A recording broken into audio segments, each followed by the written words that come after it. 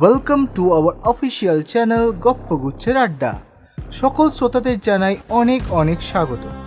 আমাদের এই আড্ডার ভারে আপনারা পাবেন ভয়, রহস্য, হাসি এবং অনেক ভালোবাসার সম্ভার। আজকে গপ্পগুচ্ছের আড্ডার নিবেদন সুকুমার রায়ের লেখা রাজার অসুখ। আজকের গল্পের মূল চরিত্রে রয়েছেন রাজা, মন্ত্রী, এক ফকির, সন্ন্যাসী এবং অন্যান্য চরিত্ররা। এই গল্পের পরিচালনায় সাউন্ড এফেক্ট এবং আবহ সঙ্গীতে দেবজিৎ এবং থাম্বনেল ডিজাইনে শুভজিৎ। আজকের গল্পের পাঠক দীপ, দেবজিৎ এবং শুভজিৎ। এখনও যদি আপনারা আমাদের আড্ডায় অংশগ্রহণ না করে থাকেন তবে সাবস্ক্রাইব করুন আর পাশে থাকা বেল আইকনটি টিপতে ভুলবেন না, নইলে আমাদের আড্ডার যে কোনো খোরাক আপনারা মিস করবেন। শুরু হচ্ছে আজকের গল্প রাজার অসুখ। এক ছিল রাজা, রাজার ভারী অসুখ। সে খালি একটা কথাই বলতো, ওরে বাবারে, আমার ভারী অসুখ। ডাক্তার, বদ্যি, হাকিম, কবিরাজ সব দলে দলে আসে আর দলে দলে ফিরে যায়। অসুখটা যে কি তা কেউ বলতে পারে না, অসুখ সারাতেও পারে না। সারবে কি করে? অসুখ তো আর সত্যিকারের নয়। রাজামশাই কেবলই বলেন, ওরে বাবারে, আমার ভারী অসুখ। কিন্তু কোথায় যে অসুখ তার কেউ খুঁজে পায় না। কত রকমের কত ওষুধ রাজামশাই যে খেয়ে দেখলেন, কিছুতেই কিছু হলো না। মাথায় বরফ দেওয়া হলো, পেটে সেক দেওয়া হলো, পায়ে জোক লাগানো হলো, মাদুলিও বাঁধা হলো, কিন্তু অসুখের কোনো কিনারাই হলো না। তখন রাজামশাই গেলেন ক্ষেপে। তিনি বললেন, দূর করে দাও এই অপদার্থগুলোকে, আর ওদের পুঁথিপত্র যা আছে সব কিছু কেড়ে নিয়ে জ্বালিয়ে দাও। এমনি করে চিকিৎসকেরা বিদায় হলেন। ভয়ে আর কেউ রাজার বাড়ির দিকেও যায় না। তখন সকলের ভাবনা হলো, তাই তো, শেষটায় কি রাজামশাই বিনা চিকিৎসায় মারা যাবেন? এমন সময় কোথা থেকে এক সন্ন্যাসী এসে বললেন, অসুখ সারাবার আমার কাছে উপায় আছে, আমি সেটা জানি, কিন্তু সেটা ভারী শক্ত। তোমরা কি সেসব করতে পারবে? মন্ত্রী, কোটাল, সেনাপতি, পাত্রমিত্র সবাই বলল, কেন পারবো না, কেন পারবো না, কেন পারবো না? খুব পারবো, জান দিতে হলে জান দিয়ে দেবো। হ্যাঁ হ্যাঁ, তাই হবে, তাই হবে। তখন সন্ন্যাসী বলল, প্রথমে এমন একজন লোককে খুঁজে বার করো যার মনে কোনো ভাবনা নেই, যার মুখে হাসি লেগেই আছে, সে সব সময় সব অবস্থাতেই খুশি থাকে। সবাই বলল। তারপর সন্ন্যাসী বলল, তারপর সেই লোকের জামা যদি রাজা মশাই একটা দিন পরে থাকেন, আর সেই লোকের তোষকে যদি এক রাত্রি ঘুমিয়ে থাকে, তাহলেই সব অসুখ সেরে যাবে। সবাই শুনে বলল, এই তো চমৎকার কথা। তাড়াতাড়ি রাজামশাইয়ের কাছে খবর গেল। তিনি শুনে বললেন, আরে, এই সহজ উপায়টা থাকতে এতদিন সবাই মিলে করছিলেটা কি? এইটা কারোর মাথায় আসেনি আজ অব্দি? যাও, এখনই খোঁজ করে সেই হাসিওয়ালা লোকটার জামা আর তোষক নিয়ে এসো। চারিদিকে লোক ছুটল। রাজ্যময় খোঁজ খোঁজ রব পড়ে গেল, কিন্তু সে লোকের আর সন্ধান পাওয়া যায় না। যে যায় সেই ফিরে আসে আর বলে, যার দুঃখ নেই, ভাবনা নেই, সর্বদা হাসি মুখ, সর্বদা খুশি মেজাজ, কই তেমন লোকের তো কোনো দেখা পাওয়া গেল না। দুঃখ নেই, ভাবনা নেই, সর্বদাই হাসি মুখ, সর্বদাই খুশি মেজাজ, কই তেমন লোকের খোঁজ তো এখনো পাওয়া গেল না।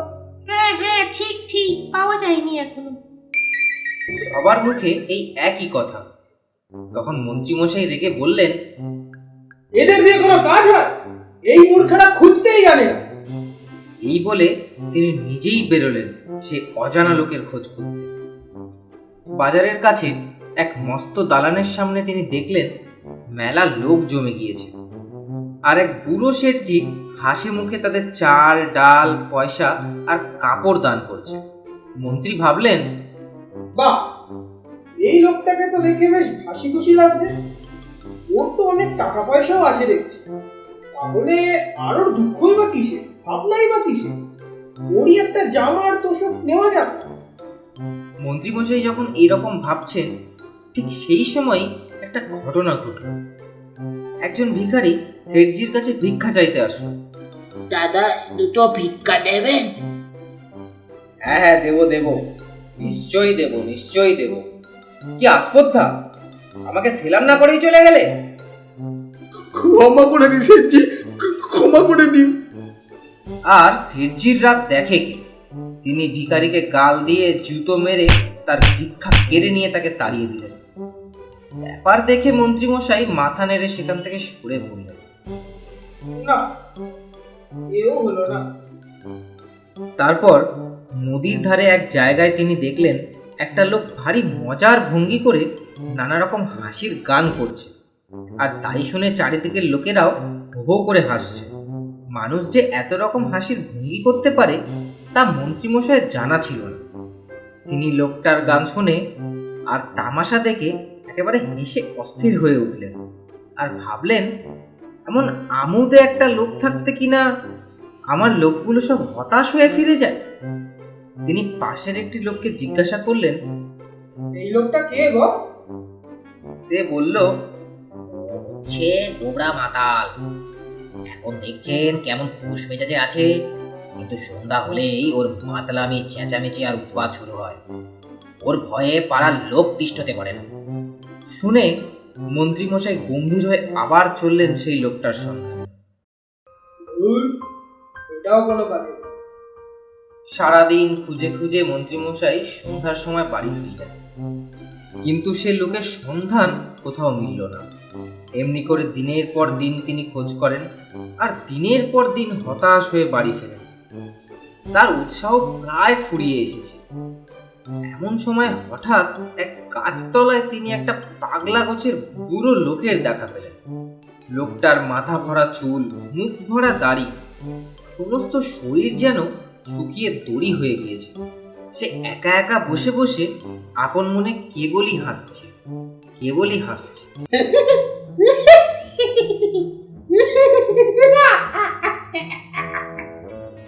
মন্ত্রী বললেন, কি গো, তুমি এত হাসছো কেন? সে বলল, হাসবো না, হাসবো না আমি। পৃথিবী মন করে ঘুরছে, গাছের পাতা সরে সরে যাচ্ছে, মাঠে মাঠে ঘাস গজাচ্ছে, রোদ উঠছে, বৃষ্টি পড়ছে, পাখিরা গাছে এসে বসছে, আবার উড়েও যাচ্ছে। এইসব চোখের সামনে দেখছি আর হাসি পাচ্ছে।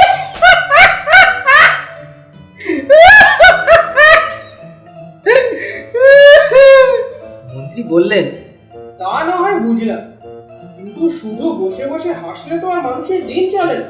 তোমার কি আর কোনো কাজকর্ম নেই?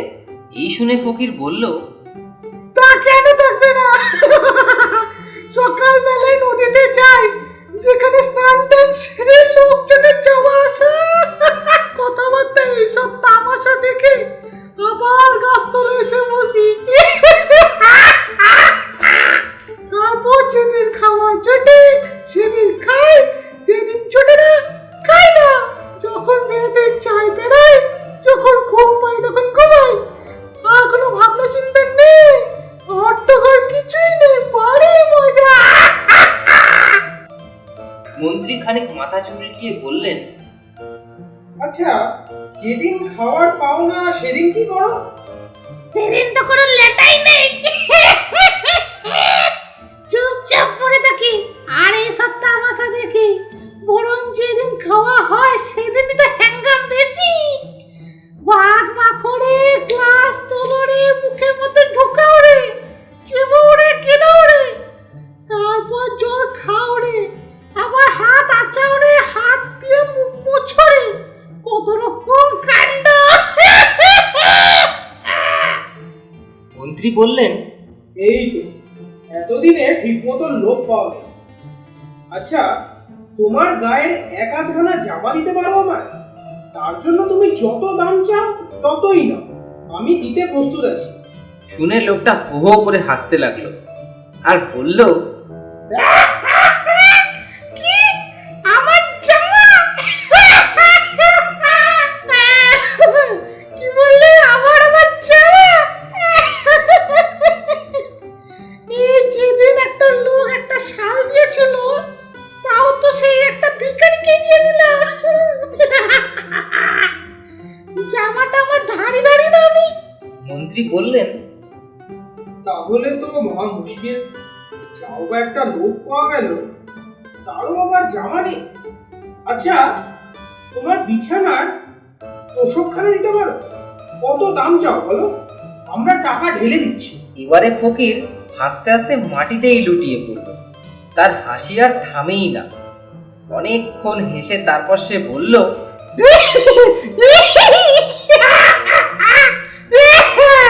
কি বললে? কি বললে তুমি? 40 বছরে কখনো বিছানায় চোখে দেখলাম না, তার আবার তোষক। মন্ত্রী মশাই বড় বড় চোখ করে বললেন, জামা গায়ে দাও না, লেপ কম্বল বিছানা সঙ্গে রাখো না, তোমার কি কোনো অসুখ করে না ছাতা? অসুখ? অসুখ আবার কি? অসুখ টসুখ ওসব আমি বিশ্বাস করি না। যারা কেবল অসুখ অসুখ ভাবে তাদেরই খালি অসুখ করে। এই বলে ফকির আবার গাছে হেলান দিয়ে ঠ্যাং মেলে খুব হাসতে লাগলো। মন্ত্রী মশাই হতাশ হয়ে বাড়ি ফিরলেন।